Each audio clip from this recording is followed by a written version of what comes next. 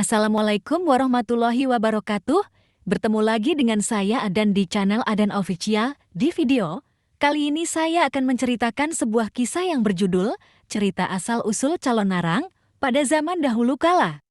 Ada sebuah kerajaan bernama Daha yang dipimpin oleh Raja Airlangga. Ia dikenal sebagai raja yang begitu adil dan bijaksana.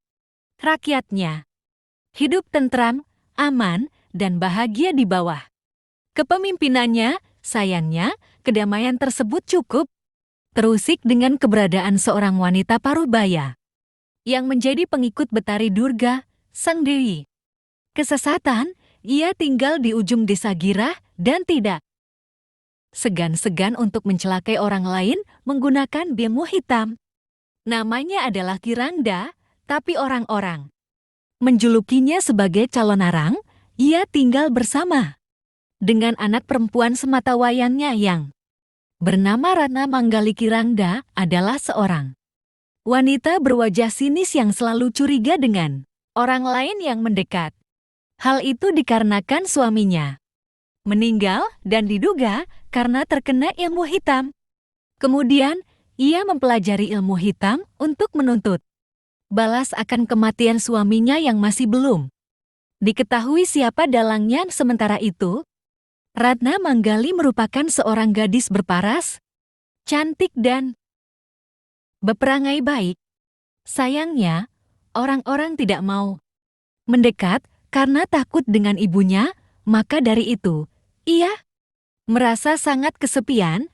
Pada suatu hari, Kirangda memperhatikan anak gadisnya yang begitu cantik itu. Ia sebenarnya merasa prihatin karena tidak ada yang mendekatinya, padahal umurnya sudah pantas untuk menikah. Sebenarnya, ada banyak sekali pemuda yang jatuh hati pada Ratna Manggali, hanya saja mereka takut akan terkena ilmu hitam ibunya. Ibu merasa prihatin dengan nasibmu, anakku. Tak seorang pun pemuda yang berani mendekatimu. Kalau terus seperti ini, kapan jodohmu akan tiba? Katanya dengan sedih dan penuh penyesalan. Meski seperti itu, kenyataannya Ratna Manggali hanya bisa menenangkan hati ibunya. Ia terus membesarkan hati ibunya supaya tidak sedih dan terlalu memikirkan keadaannya. Tak berapa lama, ada seorang pemuda bernama Widyasta yang memberanikan diri untuk datang ke rumah calon narang. Pemuda tersebut memang ingin berguru kepadanya. Dalam hati calon narang berpikir kalau pemuda ini sepertinya cocok bila dijadikan pendamping untuk Ratna Manggali. Terlebih lagi, ia memiliki aliran ilmu yang sama dengannya. Saat dilihat lebih lanjut, sepertinya ia juga bisa mengambil hati anaknya. Padahal sebenarnya Widyasta memiliki tabiat yang begitu buruk. Ia adalah laki-laki mata keranjang yang suka menggoda gadis desa dengan kasar. Hingga pada suatu malam, Widyasta mengganggu seorang gadis dan melakukan hal yang kurang terpuji. Tindakan tersebut tentu saja membuat para pemuda desa marah, lalu menghajarnya sampai babak belur, tak sadarkan diri. Anehnya, badannya yang penuh luka tersebut tiba-tiba kembali seperti semula. Hal itu tentu saja membuat para pemuda menjadi takut, lalu memutuskan untuk membuangnya keluar desa. Awalnya, mereka bisa menutupi hal tersebut, akan tetapi berita tersebut sampai juga ke telinga calon narang. Ia sangat marah mengetahui calon menantunya diperlakukan seperti itu. Benar-benar tidak tahu diri. Tunggu saja pembalasanku dan rasakan ganasnya ilmuku. Ucapnya penuh amarah. Ia lalu mempersiapkan segala sesuatunya untuk melakukan penyembahan. Ratna Manggali yang mengetahui kejadian sebenarnya berusaha menghentikan sang ibu, tapi usahanya gagal. Kirangda kemudian berubah menjadi calon arang yang memiliki tubuh seperti raksasa dan berwajah mengerikan. Setelah itu, wabah menyerang desa Girah tak mengenal Ampun, semua panenan menjadi gagal. Anak-anak bayi pun banyak yang meninggal secara mendadak. Berita wabah penyakit di desa Girah akhirnya sampai juga ke telinga Raja Airlangga. Ia kemudian memutuskan untuk langsung menindaklanjuti hal tersebut setelah mengetahui penyebab yang sebenarnya. Sang raja mengirim patih-patih terbaiknya untuk menyerang Kirangda di malam hari. Ia berpikir bahwa wanita tersebut akan lengah ketika sedang tidur. Namun, kejadian yang sebenarnya justru sebaliknya, dukun aliran ilmu hitam tersebut ternyata sudah mempersiapkan semuanya. Ia bahkan berhasil memukul mundur para prajurit kerajaan tanpa kesulitan yang berarti. Penyerangan tersebut semakin memicu kemarahannya. Ia lalu mengirim wabah lagi ke banyak desa sehingga keadaan menjadi lebih parah dari sebelumnya. Kejadian tersebut membuat raja menjadi semakin kewalahan. Pasalnya, semakin hari semakin banyak orang yang berjatuhan, tempat tinggal sementara yang disiapkan sudah semakin penuh dan bahan makanan semakin menipis. Di tengah kekalutan tersebut, anak Raja Airlangga yang bernama Jayabaya membawa angin segar. Di perpustakaan kerajaan, ia menemukan sebuah lontar yang di dalamnya tertulis kalau ilmu hitam Kirangda hanya bisa dikalahkan oleh seorang pendeta agung bernama Empu Baradah. Tanpa membuang waktu lagi, sang raja kemudian menyuruhnya dan beberapa patih untuk pergi ke lembah tulis tempat di mana Empu Baradah tinggal. Setelah menempuh perjalanan selama berhari-hari, akhirnya tibalah mereka di padepokan milik Empu Baradah. Kondisi di lembah tulis begitu jauh berbeda dari desa-desa di kerajaan Daha. Desa ini sama sekali tak terpengaruh oleh ilmu hitam calon arang. Sesampainya di tempat itu, datangan rombongan kerajaan diterima baik oleh Empu Baradah. Kemudian, Jayabaya menyampaikan maksud kedatangan mereka, yaitu meminta untuk mengatasi ilmu hitam milik calon arang yang mengacaukan desa-desa. Empu Baradah berpikir sebentar dan menemukan sebuah cara untuk mengatasi wabah tersebut. Ia kemudian memanggil murid kepercayaannya yang bernama Bahula. Ia meminta bantuan pemuda tersebut untuk membantu mewujudkan rencananya dengan cara menikahi Ratna Manggali. Meskipun awalnya merasa ragu-ragu, Bahula pun menurutinya. Sebelum pergi, pemuda itu dibekali ilmu supaya dapat meluluhkan hati calon arang.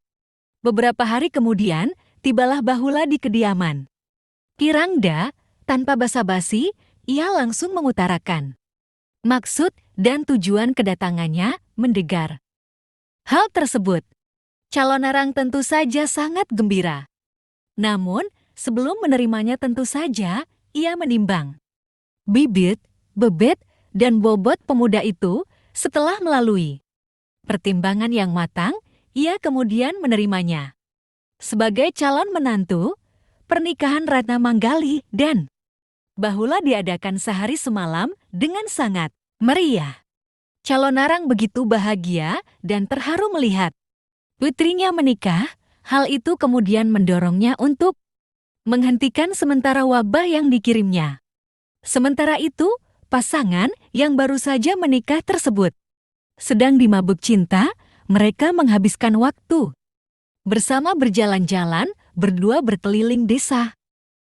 Akan tetapi, melihat keadaan di sekitarnya yang begitu mengerikan membuat hati Ratna Manggali menjadi sedih.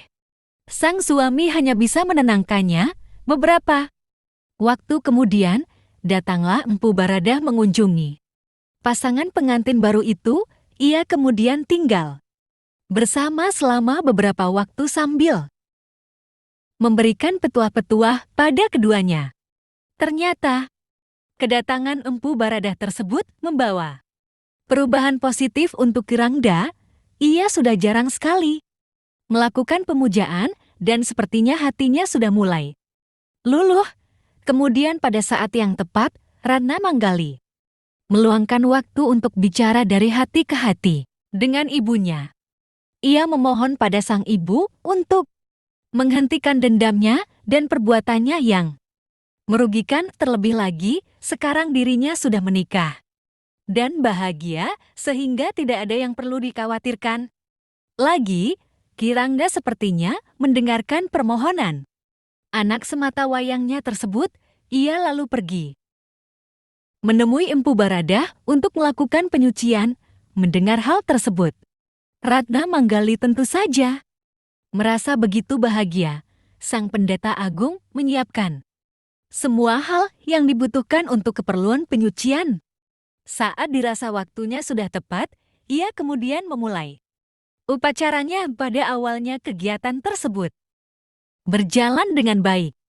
Namun, tak lama berselang, tiba-tiba tubuh Kirangga menjadi bergetar hebat hingga terpental cukup jauh. Tak disangka, ia kemudian berubah menjadi raksasa calon arang yang begitu mengerikan dan mengeluarkan api.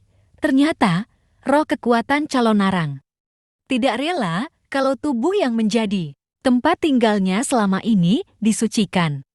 Perkelahian sengit antara calon arang dan Empu Baradah pun tak bisa dihindari. Raksasa tersebut semakin gencar menyerang saat api yang dikeluarkan tak mampu membakar sang empu. Keadaan di sekitar sudah begitu hancur melihat calon arang yang tidak menunjukkan tanda-tanda menyerah. Empu Baradah lalu mengeluarkan ajian pamungkasnya untuk menghentikan semua ini dan berhasil. Raksasa berwajah menyeramkan tersebut langsung hangus terbakar dan menjadi abu. Empu Baradah lalu mengumpulkan abu tersebut dalam sebuah kain putih. Dia menghidupkannya kembali dan muncullah wujud Kirangda yang terlihat pucat. Aku merasa malu untuk terus hidup. Biarkan saja aku mati. Aku harus menebus dosaku. Lagi pula, kalau mati, aku akan menuju kesucian, ucapnya. Sebenarnya, Empu Baradah tidak tega melenyapkan Kirangga. Walau bagaimanapun, ia adalah besannya. Baiklah, demi ketentramanmu dan semua warga, aku akan melakukan penyucian ini, katanya. Setelah itu, nyawa Kirangda meninggalkan raganya. Seketika itu juga wabah penyakit hilang.